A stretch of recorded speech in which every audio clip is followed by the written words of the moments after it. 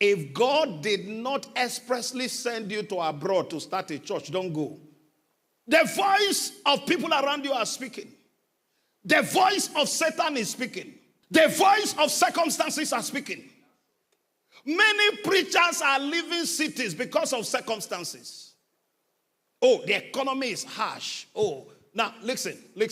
All pastors watching in different parts of the world, hear this. If God did not expressly send you to abroad to start a church, don't go. The laws are different, the terrain is different, the operation is different. So you won't be sending money from Nigeria to Houston to feed a pastor. Don't compete, complete. The Lord is my shepherd, and by implication, I shall not be in want. He makes me lie down. That's a position of peace. Now, when God is leading and you are lying down, it's not an absence of storm, but stability in the midst of storm. When we are talking about peace, it's not an absence of storm, but in the midst of storm, you are restful.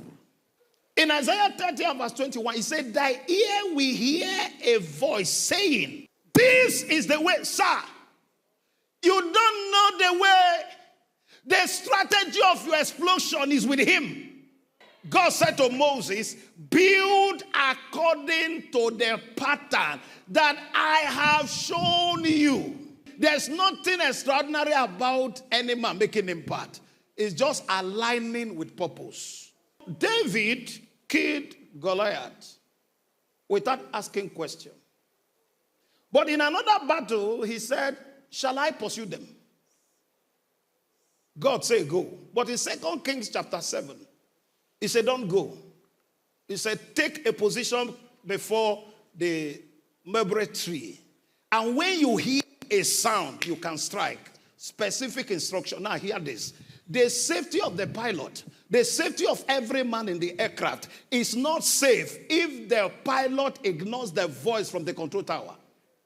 You need it to take off. You need it to float. You need it to land. There is no expertise in aviation that will make a pilot ignore the signal from the control tower. Who cleared you to fly? The pilot depends on the voice from the control tower. No matter how long the pilot has been flying, you can't cut off, or else you are cut off.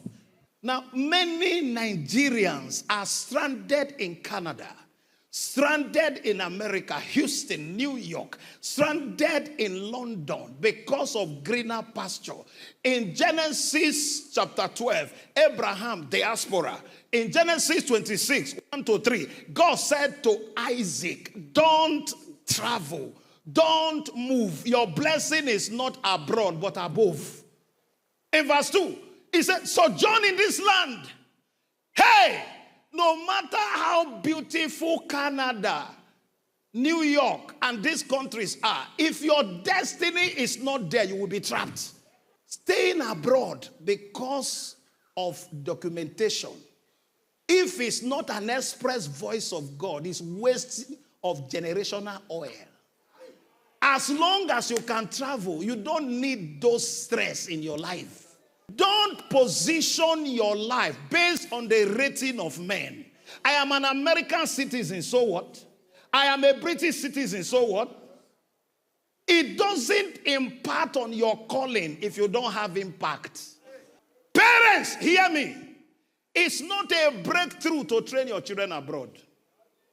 It's not a proof of status. By the time they get to these countries where the moral had collapsed, where the systems have collapsed, and they start putting on earring, telling you, yeah, man, no, sir, no, sir, no, sir, no, sir, no, sir. It's not, why are you killing yourself to look for school fees? Where you have Covenant University, you have good schools here. Even you, where did you school? Where did you school that you want to kill yourself? Because of their pride of saying, my son is in Canada. My daughter is in New York schooling. My child is in Britain schooling. Hey, if God did not send you to UK, you won't be okay. Oh. You can be in Spain and feel pain. Oh.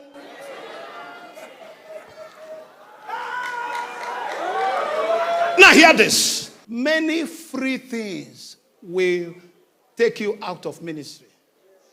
Can I ask you a question? You are praying for international breakthrough to go and preach in America. Have you finished preaching in Nigeria? You just want it to be your pastor that I have preached in America, I have preached in Tulsa and Osa and everywhere. Now, have you finished preaching in Nigeria? Now, can I tell you something? When you go abroad, your value is your local work. If you don't have worth here, you are worthless abroad. Your church is on lease. You have 3 jeeps. You are not well. You are not okay. Your church has no land. You have 3 jeeps. You have bodyguards.